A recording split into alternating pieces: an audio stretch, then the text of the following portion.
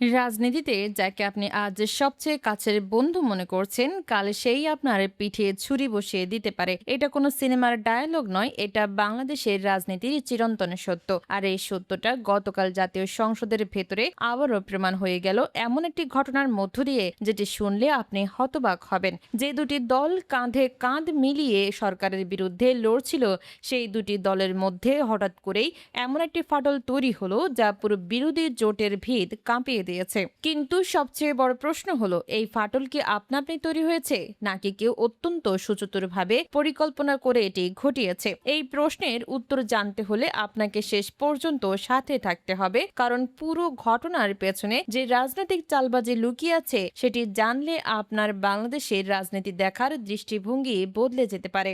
ঘটনাটি ঘটেছে গতকাল বৃহস্পতিবার জাতীয় সংসদের অধিবেশনে। মুক্তিযুদ্ধ বিষয়ক মন্ত্রী আহমেদ আজম খান সংসদে একটি বিল উত্থাপন করলেন। বিলটি ছিল জাতীয় মুক্তিযোদ্ধা কাউন্সিল, যাকে সংক্ষেপে জামুকা বলা হয়। সেই জামুকা অধ্যাদেশ সংশোধন করে আইনের রূপ দেওয়ার জন্য। এখন অনেকেই হয়তো ভাবছেন, একটি আইনি সংশোধনী তো স্বাভাবিক ব্যাপার, এতে এমন কি হলো? কিন্তু এই বিলের ভেতরে এমন একটি বিষয় লুকিয়েছিল যেটি পুরো রাজনৈতিক মাঠে ভূমিকম্প ঘটিয়ে দিয়েছে। এই বিলে ৭১-এ পাকিস্তানি আর্মির সহযোগী হিসেবে তৎকালীন মুসলিম লীগ, জামায়াতে ইসলামী এবং নেজামে ইসলামী পার্টির নাম সরাসরি বহাল রাখা হয়েছে। অর্থাৎ একটি আইনের মধ্যে স্পষ্ট করে লেখা থাকবে যে এই রাজনৈতিক দলগুলো পাকিস্তানি বাহিনীর সহযোগী ছিল। এখন প্রশ্ন হচ্ছে, ৫৫ বছর পরে এসে হঠাৎ কেন এই বিলে এই নামগুলো ঢোকানো হলো?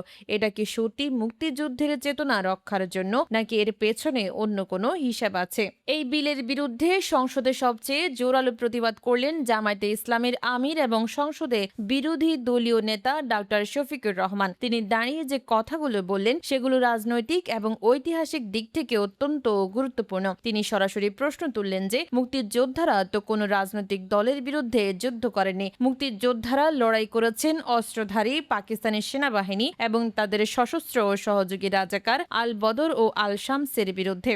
তাহলে ৫ দশক পরে এসে একটি রাজনৈতিক দলের নাম সরাসরি একটি আইনের মধ্যে ঢুকিয়ে দিয়ে কি উদ্দেশ্য সাধন করা হচ্ছে? শফিকুর রহমানের এই যুক্তি যথেষ্ট জোরালো ছিল এবং সংসদে এর তীব্র প্রতিধ্বনি হয়েছে।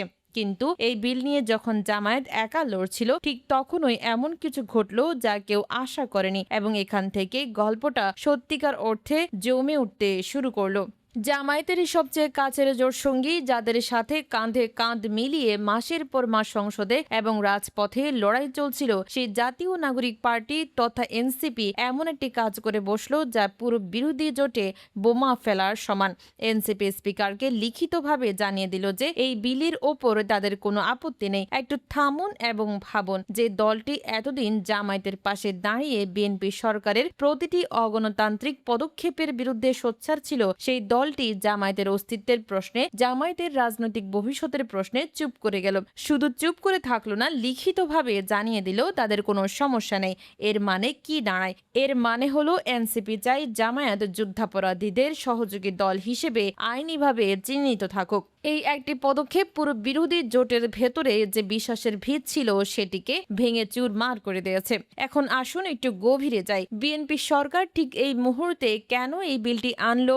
যারা বাংলাদেশের রাজনীতির ভেতরের খবর রাখেন তারা খুব ভালো করেই জানেন যে এটি শুধু একটি আইনি সংশোধনী নয়, এটি হলো জামায়াতে ইসলামের জন্য বিএনপির পেতে রাখা একটি সুদূর প্রসারী ফাঁদ। বর্তমান সংসদে জামায়াতে ইসলামী এবং এনসিপি মিলে যেভাবে যুক্তি দিয়ে, মেধা দিয়ে, তথ্য উপাত্ত দিয়ে বিএনপির প্রতিটি ভুল সিদ্ধান্তের সমালোচনা করেছে, তাতে সরকার রীতিমতো কোণঠাসা হয়ে পড়েছে। সংসদের ভেতরে তো বটেই, সংসদের বাইরে রাজপথেও বিএনপি খুব ভালো করে জানে যে তাদের জন্য সবচেয়ে বড় হুমকিকে। রাজপথে যদি কেউ বিএনপিকে সত্যিকার অর্থে চ্যালেঞ্জ করতে পারে, তাহলে সেটি হলো জামায়াতে ইসলামী এবং তাদের ছাত্র সংগঠন ইসলামী ছাত্র শিবির। তাই বিএনপির দরকার ছিল একটি আইনি হাতিয়ার, যেটি ভবিষ্যতে জামায়াতের বিরুদ্ধে যে কোনো সময় ব্যবহার করা যায়। আর জামুকা আইনের ভেতরে জামায়াতে ইসলামের নাম সরাসরি পাকিস্তানি বাহিনীর সহযোগী হিসেবে আইনি বৈধতা দেওয়ার মানে হলো ভবিষ্যতে এই আইনের দোহাই দিয়ে জামায়াতকে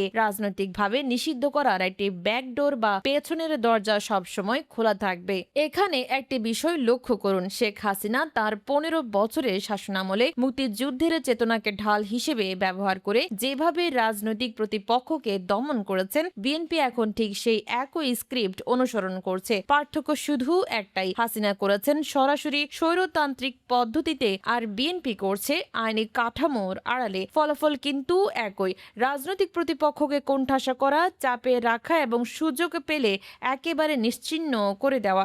ডাক্তার শফিকুর রহমান সংসদে দাঁড়িয়ে এই বিষয়টি অত্যন্ত স্পষ্টভাবে তুলে ধরেছেন। তিনি বলেছেন, মুক্তিযুদ্ধকে ব্যবহার করে রাজনৈতিক ফায়দা লোটার এই নোংরা খেলা বন্ধ হওয়া উচিত।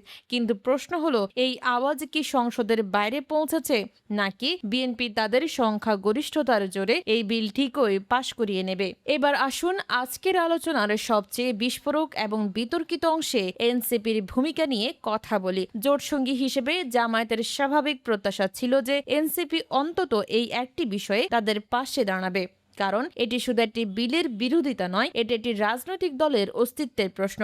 কিন্তু এনসিপি যখন লিখিতভাবে জানিয়ে দিল তাদের কোনো আপত্তি নেই, তখন রাজনৈতিক মহলে রীতিমতো ভূমিকম্প শুরু হয়ে গেল এবং এই ভূমিকম্পের ধাক্কা সবচেয়ে বেশি লেগেছে জামায়াতের তৃণমূল কর্মীদের মনে।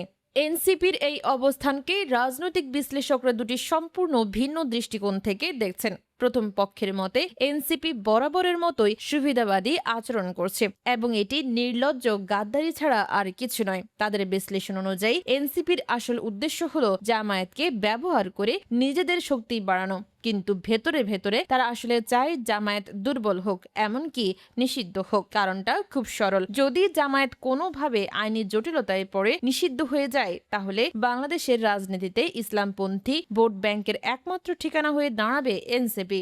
দেশের দ্বিতীয় বৃহত্তম রাজনৈতিক শক্তি হিসেবে তখন এনসিপির উত্থান কেউ ঠেকাতে পারবে না।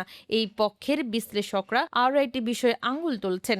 একদিকে এনসিপি জামায়াতের কাঁধে ভর করে জামায়াতের রাজপথের বিশাল জনবল ব্যবহার করে নিজেদের মোটাতাজা করছে, আবার অন্যদিকে তাদের ছাত্র সংগঠন ছাত্র শক্তিকে দিয়ে অনলাইনে এবং ক্যাম্পাসে জামায়াতকে রাজাকার ও আলবদর বলে ট্যাগ করাচ্ছে। এই ডাবল স্ট্যান্ডার্ড দেখে তারা বলছেন এনসিপিকে জোটে রেখে বড় করা আক্ষরিক অর্থে দুধকলা দিয়ে সাপ পোষা, যে সাপ সুযোগ পেলেই জামায়াতকেই ছোবল মারবে। তবে এর বিপরীতে আরেকটি পক্ষ আছে যারা পুরো বিষয়টিকে সম্পূর্ণ অন্য চোখে দেখছেন। তাদের বিশ্লেষণটা একটু ভিন্ন এবং বলতে গেলে অনেক বেশি বাস্তববাদী। তারা বলছেন, একটু ঠান্ডা মাথায় চিন্তা করুন, এনসিপি বা জাতীয় নাগরিক পার্টির মূল শক্তি কারা? এদেশের তরুণ সমাজ, জেনারেশন জি এবং বিশাল ভাসমান ভোট ব্যাংক। এই ভোটাররা এমন মানুষ যারা বিএনপিকেও তীব্রভাবে অপছন্দ করে, আবার জামায়াতের ৭১-এর ভূমিকাকেও মেনে নিতে পারে না। এখন এনসিপি যদি সংসদে দাঁড়িয়ে জামায়াতের ৭১-এর ভূমিকার পক্ষে ছাপাই গায়, তাহলে তারা তাদের সেই বিশাল সেকুলার ও তরুণ ভোট ব্যাংক মুহূর্তের মধ্যে হারিয়ে ফেলবে। এনসিপি যদি জামায়াতের ফটোকপি হয়ে যায়, তাহলে তাদের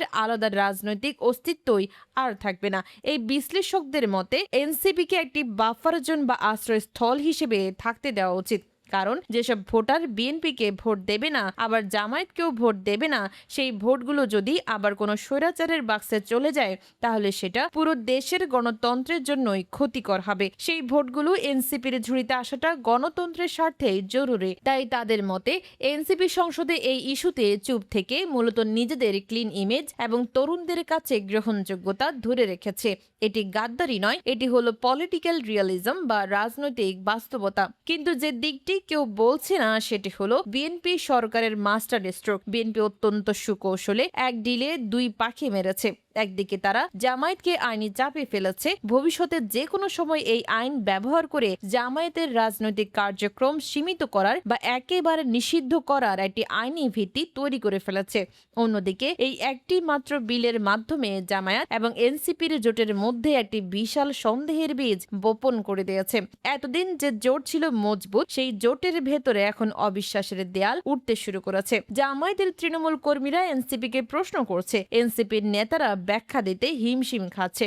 এবং এই অবিশ্বাসের চিড় একবার ধরলে সেটা আর সহজে সরানো যায় না। বিএনপি ঠিক এটাই চেয়েছিল। তারা চেয়েছিল বিরোধী জোট ভেতর থেকে ভাঙুক, যাতে তাদের ক্ষমতায় টিকে থাকা সহজ হয়, এবং এই মুহূর্তে মনে হচ্ছে তাদের কৌশল কাজ করছে। এই পুরো ঘটনা থেকে বাংলাদেশের রাজনীতি সম্পর্কে কয়েকটি কঠিন সত্য আবারও প্রমাণিত হলো। রাজনীতিতে কেউ কারো চিরস্থায়ী বন্ধু নয়, স্বার্থই হলো একমাত্র স্থায়ী জিনিস। বিএনপি সরকারের এই বিল পাশ করানোর উদ্যোগ প্রমাণ করে যে তারা ক্ষমতা ধরে রাখতে যে কোনো মূল্যে বিরোধীদের মাথার উপর তলোয়ার ঝুলিয়ে রাখতে প্রস্তুত। অন্যদিকে জামায়াত এবং এনসিপির ভিন্ন অবস্থান প্রমাণ করে যে একাদশ দলীয় ঐক্য জোটের ভেতরে আদর্শিক দূরত্বের খাদ কতটা গভীর। আগামী দিনগুলোতে এই জোট কতটা টিকবে, এনসিপি সত্যি কি জামায়াতের জায়গা দখল করার চেষ্টা করবে, আর জামায়াত এই আইনি ফাঁদ থেকে কিভাবে বের হয়ে আসবে, এসব প্রশ্নের উত্তর এখনো দেওয়া সম্ভব নয়। রাজনীতির এই নির্মম এবং শ্বাসরুদ্ধকর খেলায় শেষ হাসি কে হাসবে তা কেবল